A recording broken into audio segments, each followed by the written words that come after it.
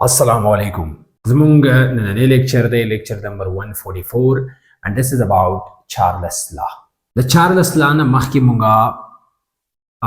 Boyle's law chidawa completely explain kadiwa. Opo Boyle's law ki mung da khabara kadiwa chi volume chidai aga inversely proportionally pressure. मतलब دا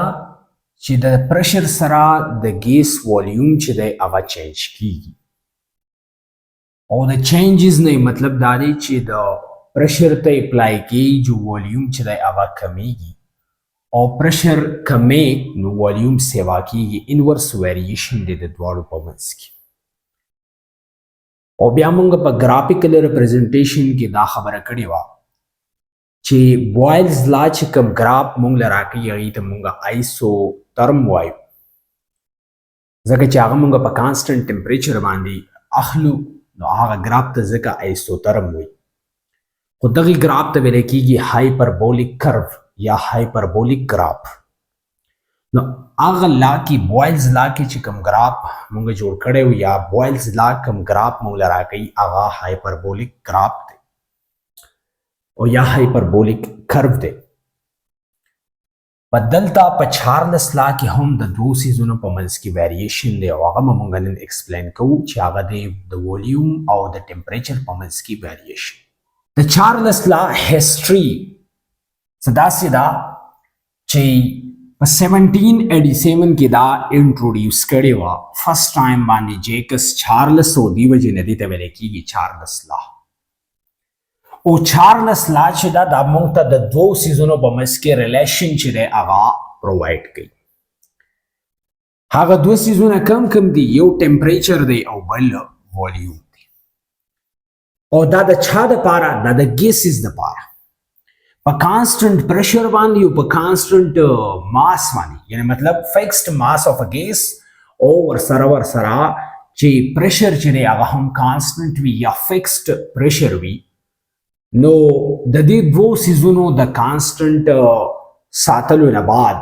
دی چې کوم ویریشن موږ ته شو کوي یا موږ ته کوم ریلیشن باره کې ایکسپلین کوي نو هغه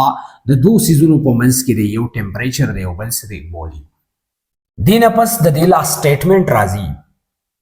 نو سټیټمنټ یې داسې دی according to this law at constant pressure and fixed mass of a gas the volume of a gas is directly proportional to absolute temperature. دلته ټکی استعمال کړی دی absolute temperature او absolute temperature جدا یو ټاپک دی دې نه پس چې کوم ټاپک دی نیکسټ ټاپک نو هغه به د absolute temperature په هغې کې به ذکر کوو ډسکس کوو به یې صحیح طریقه باندې دلته صرف ډایرکټلی تاسو ټمپریچر هم ویلی شئ absolute ته لرې کوي چې دې ټایم کې تاسو ته د دې لا متعلق صرف ایکسپلینیشن حاصل شي یا دې باندې پوه شئ بس دا پوره ده چې په کانسټنټ پریشر باندې او فکسډ ماس اف ګیس باندې چې ماس هم فکسډ او پریشر هم فکسډ نو دا لا دا وایي چې د یو ګیس والیوم چې دی دا ډایرکټلی پروپورشنل دی ټمپریچر اوس د دې ډایرکټ ویریشن نه مطلب دا دی که ته ټمپریچر سیوا کې نو والیوم به سیوا کېږي او که ټمپریچر کمې نو والیوم به کمیږي دې ته ویلی کېږي ډایرکټ ویریشن او دا لا چې ده دا موږ له ډایرکټ ویریشن شو کوي د چا باره کې د والیوم او د ټمپریچر د دې دواړو په منځ کې میتھمیټیکل فارم یې داسې دی چې V is directly proportional to T V is equal to KT دا هم د دې یو میتھمیټیکل فارم راتلی شي او د دې نه علاوه دا هم د دې میتھمیټیکل فارم راتلی شي چې V divided by T is equal to K دا شو equation number 1 او دا simple mathematical form دی د چارلس لا اوس که تا یو فکسډ ماس اف ا ګیس راغستی او د هغې ټمپریچر ته چینج کې نو چې کم ټمپریچر باندې یي هغه انیشیلی نو هغه شو T1 او کم ټمپریچر دی ورله ورکو یا دی کم کو یعنی مطلب فائنل سټیټ شو د T1 T2 او د دې سره د دې ټمپریچر سره چونکې والیوم کې هم چینجز راځي نو د دې چې کم والیوم نه تا چینج کو هغه شو V1 او کم ته دی ورواړه یا کم ته چینج شو هغه شو V2 نو د انیشیل کنډیشن دا شو دلته T1 V1 او فائنل کنډیشن شو T2 V2. نو که دا دواړه تاسو دا ویلیوز ولګوئ په دغه ایکویشن کې نو د انیشیل کنډیشن دپاره به دې داسې راشي چې V1 ډیوایډ بای T1 از ایکول ټو K. داسې به راشي. همدغه شانې د فائنل کنډیشن دپاره به راشي V2 ډیوایډ بای T2 از ایکول ټو K. اوس ټرانزیټیو پراپرټي دې ته اپلای کوي نو ټرانزیټیو پراپرټي په ریزلټ کې دا وایي چې دا سایډ چونکې یو شان دی دا رائټ سایډ نو لیفټ سایډ به خامخا یو شانی نو د دې نه به دا ایکویشن راشي V1 ډیوایډ بای T1 از ایکول ټو V2 ډیوایډ بای T2. دا ایکویشن دی راغی او د دې ایکویشن نه سمپل مطلب دی ظاهرول یعنی مطلب ځان په پوهه کول چې دی کی دا ایکویشن نمبر 2 چې کوم راغلی دی یعنی مطلب ایکویشن 1 نه دا ایکویشن نمبر 2 جوړ شو چې د دې ایکویشن نمبر 2 مطلب څه دی. مطلب دا دی که ته په انیشیل کنډیشن باندې د دې دواړو ریشو والی او بیا په فائنل کنډیشن باندې دا وشي V2 ډیوایډ بای T2 او بیا په فائنل کنډیشن باندې د دې دواړو ریشو والی نو د دې دواړو ریشو چې کومه ته والی د والیوم او د ټمپریچر د انیشیل او د فائنل کنډیشن یعنی مطلب د دواړو ډیویژن والی کوشنټس والی ریشو والی نو د دې دواړو ریشو چې دا هغه وسې هغه به برابر وي سیم وي هغه وسې کانسټنټ وي. په دې کې خپل مطلب انډیویژولی په والیوم او په ټمپریچر کې چینج راتلی شي. انډیویژولی کته د ټمپریچر خبره کې یا د والیوم خبره کې نو په دې کې به چینجز خامخا راځي خو چې کوم د دې دواړو ریشو ګورین د دې دواړو ریشو چې دا هغه به کانسټنټ وي. دا خو شو د دې میتھمیټیکل فارم سیکنډ میتھمیټیکل فارم او یا د دې سټیټمنټ تاسو داسې هم ډیفاین کولی شئ چې د ریشو of volume and temperature is remains constant. یعنی مطلب د دې دواړو په منځ کې چې کومه ریشو ده هغه به د فائنل او د انیشیل کنډیشن دواړو کیسز کې به هغه کانسټنټ وي سیم وي. نو دا شو سیکنډ فارم آف چارلس لا. اوس په دې پسې راځي ایکسپریمنټل ویریفیکیشن. او ایکسپریمنټل ویریفیکیشن کې زم مثال په تور باندې دا یو کنټینر دی او په دې کنټینر کې دا ګیس چې دی هغه پروت دی موجود دی. دا بلا پاسه باندې یو مویبل پسټن دی او د مویبل پسټن مطلب دا که په د دې والیوم چې دی هغه کمیږي سیوا کیږي نو د دې سره به دا پسټن چې دی دا به اوچتیږي. یعنی مطلب که د دې والیوم سیوا کیږي نو دا به او د دې دا پسټن چې دی دا په اسانه باندې له پاسه راځي او که والیوم یې کمیږي نو دی به لاندې راځي. نو دا مویبل پسټن دی. په دې کې دا ګیس دی ګیس مولیکیولز دی یا ګیس پارټیکلز دی. اوس په دې ټیم باندې لیټ سپوز چې د دې ټمپریچر دی 246 کیلوین د دې ټمپریچر ٹھیک شو جی. او په دې ټیم کې چې د دې کم والیوم دی نو هغه دی V1 is equal to 0.15 decimeter cube. دا شو د دې لپاره انیشیل کنډیشن چې په انیشیل کنډیشن باندې د دې ټمپریچر دا دی والیوم دا دی.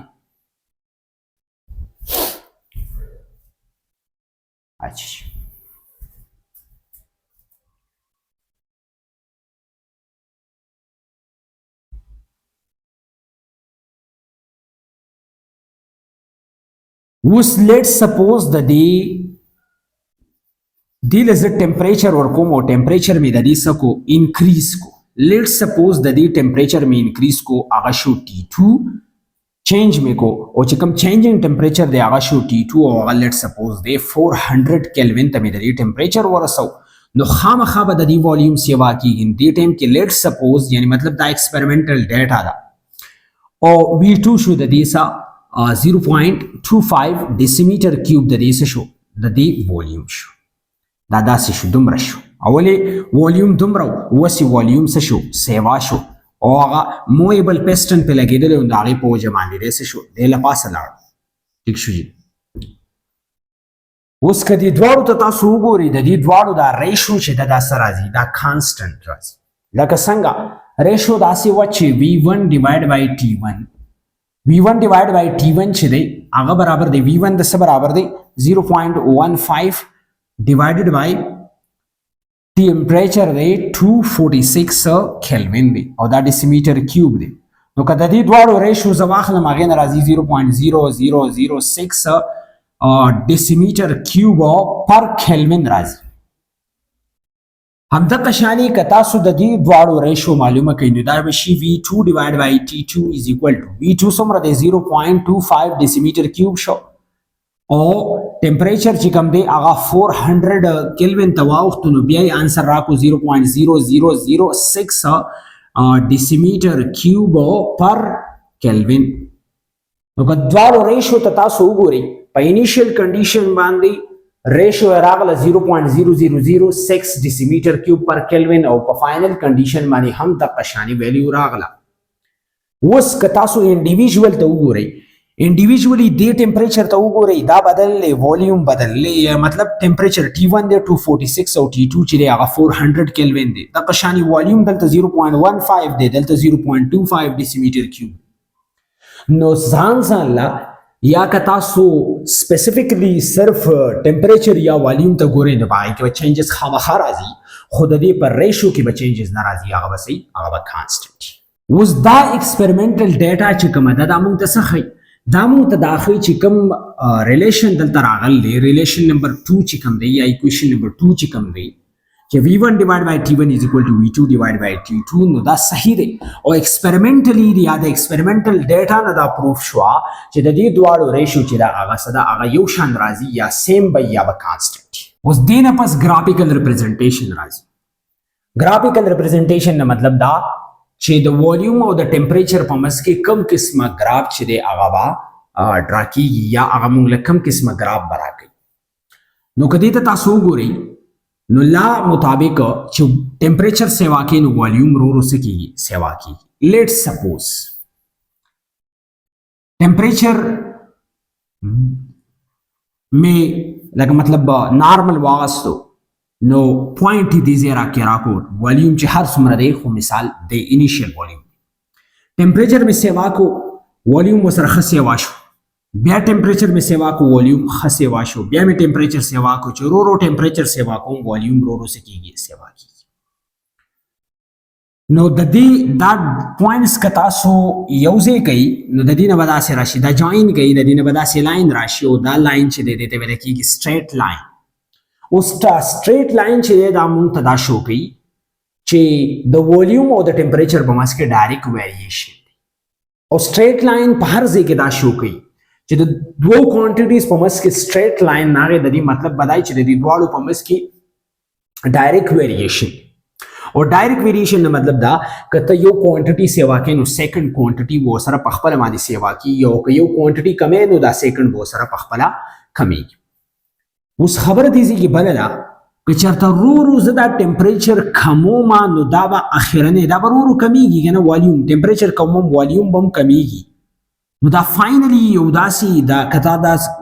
ایکسپریمنټل ډیټا یا تاسو تیوریټیکلی دا ګراف ډرا کوئ او ورو ورو ریورس راځي ورو ورو ټمپریچر کموئ نو دا ګراف به کوم پوینټ له راځي دا ګراف په یو پوینټ له راشي چې هغه پوینټ ته ویل کېږي -273.15 کیلوین دومره ټمپریچر له به راشي -273.15 کیلوین له چې دی راغی نو د دې خو مطلب دا شو چې د دې دا والیوم چې دی دا دومره کم شو -273.15 دا ډیر زیات کم ټمپریچر دی او عام طور باندې نارملی څه کېږي نارملی داسې کېږي دې ته ویل کېږي د -273.15 کیلوین ټمپریچر ته ویل کېږي لویسټ پاسبل ټمپریچر نو دا لویسټ پاسبل ټمپریچر دی او د دې نه یو خبره یاد ساتئ چې د دې ټمپریچر ته یو ګیس والیوم دې ټمپریچر د یو ګیس تاسو ټمپریچر دومره کموئ یعنی مطلب ریورس راځي ماینس ته راولئ او -273.15 ته راولئ نو د دې ټمپریچر د راوستلو نه مخکې به دا ګیس چې دی دا به یا لیکویفای شوی او یا به د سولید فارم دا بدل شوی نو په بعضی کنډیشنز کې د دې چارلس لا د چې کوم وی چې ټمپریچر سیوا کوي نو والیوم به سیوا کیږي ټمپریچر کموي نو والیوم به کمیږي نو دې کنډیشن دا کنډیشن پکې راځي چې کله تاسو بیانډ د ایکسپریمنټل لاین یا چې کوم ایکسپریمنټل ډیټا دا سټریټ لاین نه بالکل شاته راځي ریورس باندې راځي ټمپریچر رو کموي نو دا پوینټ به راځي او دا پوینټ لوویسټ پاسبل ټمپریچر دی او د دې د راتللو نه مخکې ګیس چې دی هغه لیکویفای شوی یا هغه سولید سټیټ ته کنورټ شوی په دې پسې راځي ډایګرامیټیکلی یا ډایګرامیټیکل ګراف نو ډایګرامیټیکل ګراف د دې د لپاره داسې دی یا د دې مطلب تاسو ډایګرامیټیکل ویریفیکیشن هم کولای شئ ځان له هم دا ګراف ډرا کولای شئ پیج باندې هم ډرا کولای شئ لیب کې هم دا ګراف چې دی دا ډرا کولای شئ د دې دا ګراف چې دی په دې کې صرف والیوم او د ټمپریچر په منځ کې په کانسټنټ پریشر او کانسټنټ ماس باندې یا فکسډ ماس اف ا ګیس لپاره او کانسټنټ پریشر هم دا دواړه څیزونه کانسټنټ پکار دي ماس او پریشر نو چې کله دا دواړه څیزونه فکس دي نو بیا وایي چې تا ټمپریچر سیوا کوي نو والیوم سیوا کیږي نو دا سیز ته په یو عام یعنی مطلب معمولی شانت کی یعنی د دې ګراف نه موږ ته صرف دا پته لګي دا ډایګرام چې دی د دې نه ډایرکټ دا پته لګي چې ته ټمپریچر سیوا کوي والیوم سیوا کوي دلته دا ګراف ګورئ دا T1 د ټمپریچر کم دی والیوم کم دی ټمپریچر سیوا شو والیوم سیوا شو ټمپریچر لګو دی نور سیوا شو والیوم ښه سیوا شو بیا ټمپریچر زیات شو ښه زیات شو والیوم ورسره هم څه شو سیوا شو نو د دې ګراف نه ډایرکټ مونږه چارلس لا چې دا هغه ظاهري یا ټوله خبره ټوله ایکسپلینیشن چې دی هغه دا ګراف تاسو له درکولی شي چې د یو ګیس والیوم چې دی هغه ډایرکټلی پروپورشنل دی چاته ټمپریچر ته نو په چارلس لا کې مونږ دا ووي چې کله د یو ګیس پریشر او ماس چې دی دا فکسډ وي نو بیا د دغې ګیس والیوم چې دی هغه سیوا کیږي یا کمیږي د ټمپریچر د سیوا کولو یا کمولو سره اوس څنګه سیوا کیږي یا څنګه کمیږي نو د دې په منځ کې دواړو په منځ کې چونکې ډایرکټ ویریشن دی او د ډایرکټ ویریشن نه مطلب دا دی چې کله ته ټمپریچر سیوا کوي نو والیوم به سیوا کیږي او ټمپریچر کموي نو والیوم به څه کیږي کمیږي او هم په دغه فارموله باندې ګیسز چې دی هغه څه کوي هغه لیکویفای کوي یا ګیسز چې دی هغه څه کوي سولید سټیټ ته کنورټ